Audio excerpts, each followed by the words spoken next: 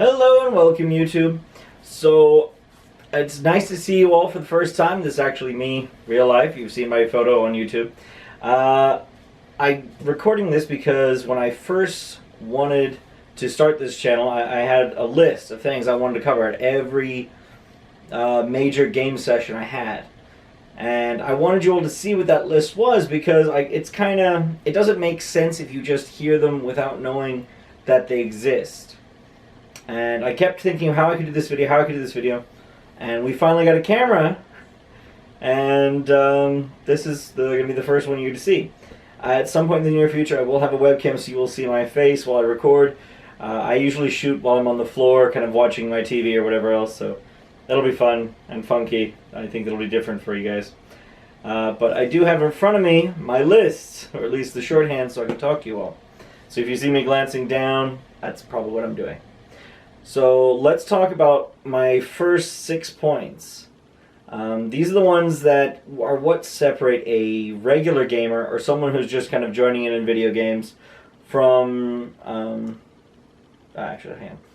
regular gamer from someone who's just joining in on regular video games, who would just kind of pick up a controller. The first one is movement. That is where most gamers get it wrong. Movement does not necessarily mean constantly moving forward, just in a direction and having a thought ahead of time. Camping would be the reverse. So camping, obviously, you're going to be standing still in one spot or sitting there for a while, hoping to catch someone. And also, I'm gesturing with my hands. I don't know if you can see that, and probably fine if you don't. But camping is just the sitting in the one spot and not anybody else coming into your focus or getting a kill from them unless they show up where you're looking. And usually when you camp, it's not as good. You're limiting yourself on kills, and that's what most gamers have found when they actually graduate from someone just grabbing a controller to this stage, which I'm hoping to make you all. The second is team caring and sharing. The ability to pay attention to where your team is going and to share with them information that will lead to a team victory. Most games that we now play in are more than just one-on-ones.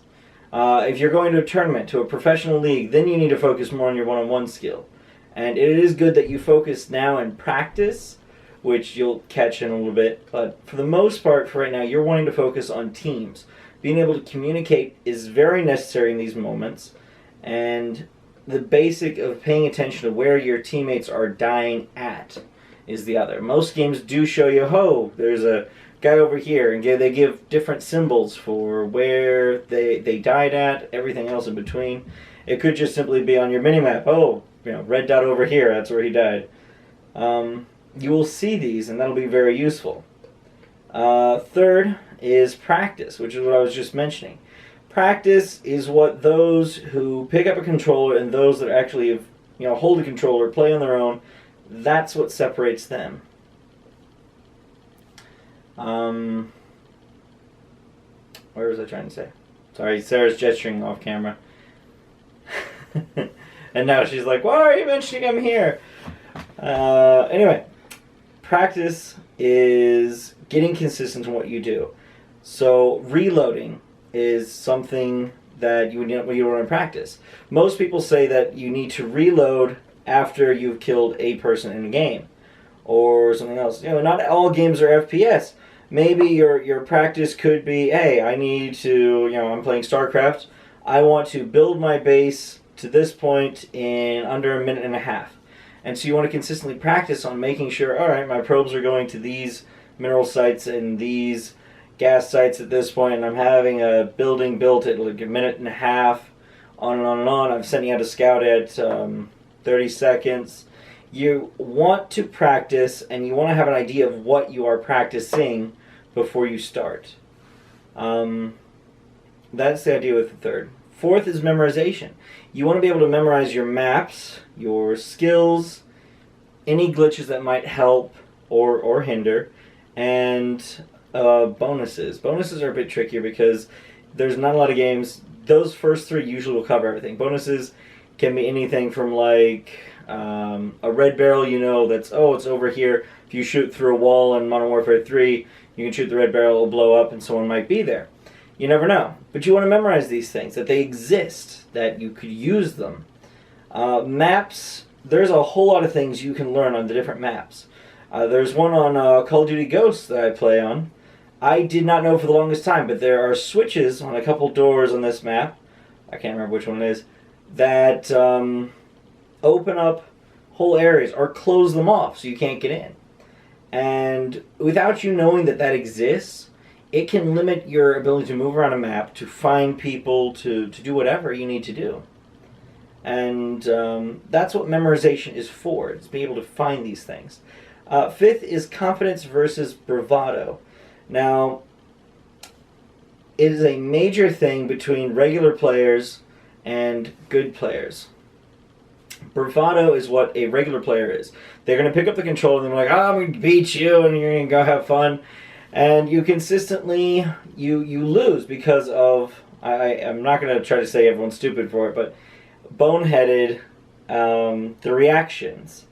And you could also say, you know, they keep repeating the same thing again and again because they're trying to do it the one way and not thinking their way out. And you just want to ask them, why? Why are you doing this? And you'll see these. Confidence usually comes from players that actually know what they're doing. They may try something completely crazy, like, why are you going to do that? And it'll be unbelievable when it happens. But every time, they've planned it out in their head. They are going from step A to C. And they're going to do everything along the way. Or maybe it's D, I don't even know what you want to talk. But I think one of those ones I would have is I give myself a goal. I'm going to go complete X number of things before I end the game. And that is what I proceed to do. So those challenge videos I have, those are me with confidence going to see if I can get it. And maybe I don't get it this time. Next time I might. You never know. It's up to you to try to do these. You got to figure out for yourself, are you giving confidence or bravado at every step of the way? And a good gamer is able to tell the difference and make sure they get that right. The last thing I'm going to talk about is experience. Now, I mentioned the red barrels in Modern Warfare 3. Now, obviously, most games have red barrels. Nice explosions whenever you want. Halo didn't have them. They had fusion coils, but experience gives you odd or unique things to yourself. Now, every gamer has something else they're going to say is their experience. I have some from Star Wars Battlefront 2 back in the day when I played on PC. I have some from Modern Warfare 3, Halo Reach. I have some from Call of Duty Ghosts, from... I can get lists on and on. My favorite one is from StarCraft 2. I played not long after it first came out, and I wanted to be kind of, not professional, obviously. I was there before there even existed Diamond League, but or not Diamond, Masters League. But they had this one strategy that was so much fun, and that was the what they call it, the gate rush, I want to say. The idea was, as soon as the game starts, send your probe, find the other enemies, put down a pylon, and then put down a gateway. And once the gateway is up, start pumping out as many zealots as you can. Once you have about 2 or 3 out, you go and attack the enemy base. And bear in mind, you put this pylon right in their base.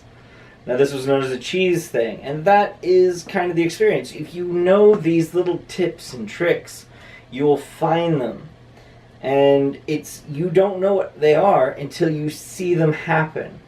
And I wouldn't classify you as a good gamer until you know at least 3 of these that are unique to you, that you have them. I got another one, Halo Reach. If you play in Sword Base, you'll notice that there are about 3 vent areas everyone talks about. There's the red vent, blue vent, and green vent. The blue vent, if you run in a certain direction, you can get up to this extra, it's not a vent because it doesn't send you anywhere, but we call it the black vent, on the top of the map. And if you enter the blue vent in just the right way while running, you can land in that and then proceed down behind enemy lines because no one expects you to go that way. And once you know that, that's actually an experience. That's when you expect people to be there. And if you never knew that, you wouldn't see that coming, you wouldn't be able to stop it at all. So that is one of those differences that experience separates people. Now, there are 3 other things I want to talk about, and these are kind of bonuses. You don't really expect these. They're not really needed to separate you as a good player, but they are things that can help you improve if you want even more skill. 7th, I call deconstruction. It's something I find unique to myself, and I've always found this useful, and so I'm going to share it. I call it Mythbusters when I try to describe it quickly to someone. The idea is you want to find out what's going on with what just happened. Let's say you're wandering around on a map, you have just finished off everyone in the area, there's no one left, you're walking away, all of a sudden you drop dead. You're like, well, what just happened? And Mythbusters tells us, alright, first of all, did I get shot? Okay, I got shot. No, I got grenade tagged. No, just randomly died. Well, what happened? Was it a glitch? Was it an enemy player sniping? Was it something else? And you want to just go back and figure this out. And I'm not talking after the game is said and done. You want to figure it out right then, because if it's someone sniping, or if it's someone throwing a grenade, you want to figure out if you can guess where they're at, and take care of them afterwards. One of those I could say is on the dome. There is a place that a lot of people snipe in. If you go underneath the dome, they have this, by the way, I'm holding something in your hand, sorry, but they have this little area where you can sit and camp in a corner. And right by them is a little red barrel. If that red barrel is still there, it's worth, if you know they're in that room, trying to shoot through the wall to get that red barrel, because it'll blow them up and give you the point. So that's one of those deconstruction and experience moments. Deconstruction is only useful if you've mastered your first 6 there. And you'll know when and where to use deconstruction if you start to actually look for it. The 8th one I call is music. Because when I play, I like hearing some music in the background, because in Battlefront 2, when I used to play, I used to always tell everyone in my clan, you know, you can dance around the bullets if you really try.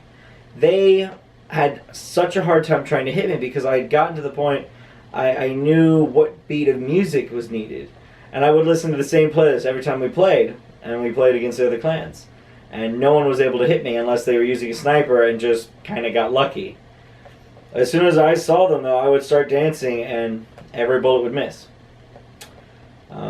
It also kind of sets a mood and a tone for the game. So you will get a little bit more confident if you have some nice music going on. Some people will be a little bit more strategic if they're playing competitive RTS. You know, who knows what you want to do with that music. It's up to you. The last one, completely unrelated to any of these so far, is clan gaming. It's something I really believe in because it's what separates this from a hobby and professional. Clan gaming is a group of people getting together and working together to get better at a game or just to learn more about the game. There's a lot of people I appreciate, you know, Frog, Boogie, Bowie, Caboose, RC, Haifisto, a few others. These are all people that I have really respected out of the clans I've been in and helped. I could mention also Curvin, gotta think of his name. I want to say Richard. I used to call him the smiling, grinning fool. These are all people that have been in one of my clans at one time or the other, and have really helped me become a better player. And without them, I probably would not have excelled as much. However, I would go back and point out Caboose, who just makes me want to slam my head against the wall repeatedly. There's some moments I'm just like, why are you doing this? And that's what happens with clan gaming. You're going to have those moments of, you know, who are these people I'm dealing with? They are acting weird, it's funny. You're going to have either a good time, a weird time, or anything in between. Clans allow you those moments to just simply get better. And without that, we probably wouldn't go anywhere. Now, having all this in front of you, I hope you'll take a look at my channel a little bit better and be able to know what I'm talking about when we talk about those tips and tricks. You'll see a lot of Halo Reach videos, you'll see a lot of Call of Duty videos. These are games I have and can play all the time because my internet accepts them. I live in the countryside and it's never fun trying to get it to work. And by the way, welcome to my window. This is the only place I could film in the room that is not messy right now. Sarah's trying to gesture and I don't get what she's saying. But we're going to end it about now, and I hope you see us next time. Bye.